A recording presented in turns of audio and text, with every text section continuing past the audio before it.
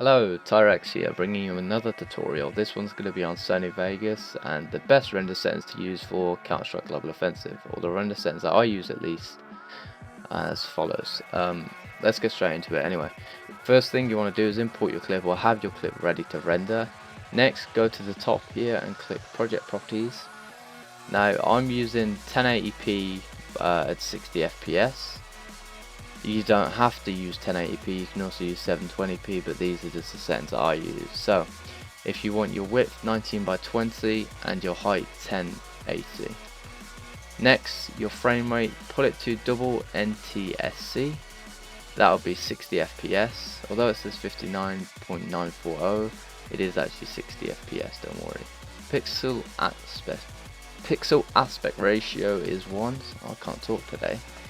Pixel format is 8-bit.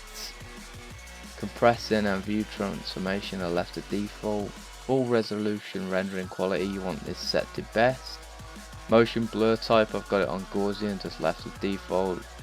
And deterrence method, I've got to none. So this is when it's rendering 2 frames together. It doesn't just sort of blur them together, if you know what I mean. If you put blend field, it's gonna skip a frame perhaps and merge them together, so I set that to none. The frames look clear.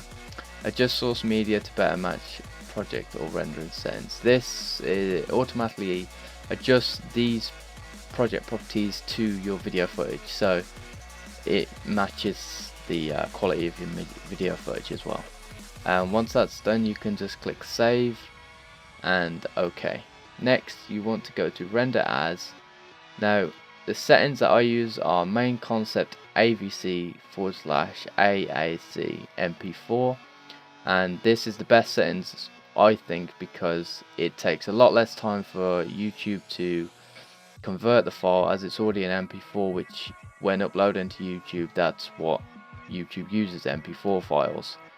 So if you go to the main concept AVC drop down menu, just click that, scroll down till you find Internet HD 1080p, click customize template, and once you're on this, I'll show you my template and you can copy everything that I have. So we have HD 1080p,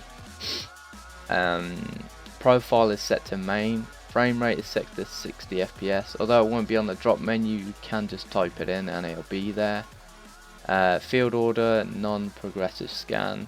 Pixel aspect ratio is set to 1. Number of reference frames is set to 14, and use deblocking filter is checked. Next, use a variable bitrate, that's checked, and mine's set to maximum of 40 million and average at 30. Number of slices is set as default as 4, and encode mode is render CPU only. If you drop this down in it says you can use GPU, I'd click that as it's going to help your rendering times a lot. And enable progressive download, that is the whole of video done.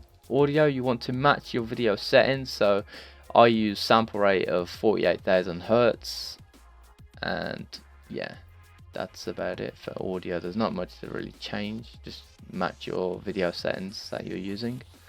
Well, video's audio settings that it's using. And next, go to project down at the bottom here and just set this video rendering quality to best. Everything else should be as default. Use project settings and default. Next, if you want to save this custom thing, so you don't custom template, so you don't have to recreate it every time you want to render a video, go to the top, rename it to something you like, so test 1001. Click save, then click OK. And then if you want to click the star, this will add it to your favorites, so you don't have to scroll through every single render output format, and you can just click show my favorites and it'll be there, test 101. So you click that and then you click render, and that'll start rendering the video. I've already rendered this previously, so I'll show a preview now, and yeah, that's the video. I hope it helped. If it did, please do leave a like. If you need any more help, just give me a comment and I'll be sure to help you out. Thanks for watching. Bye bye.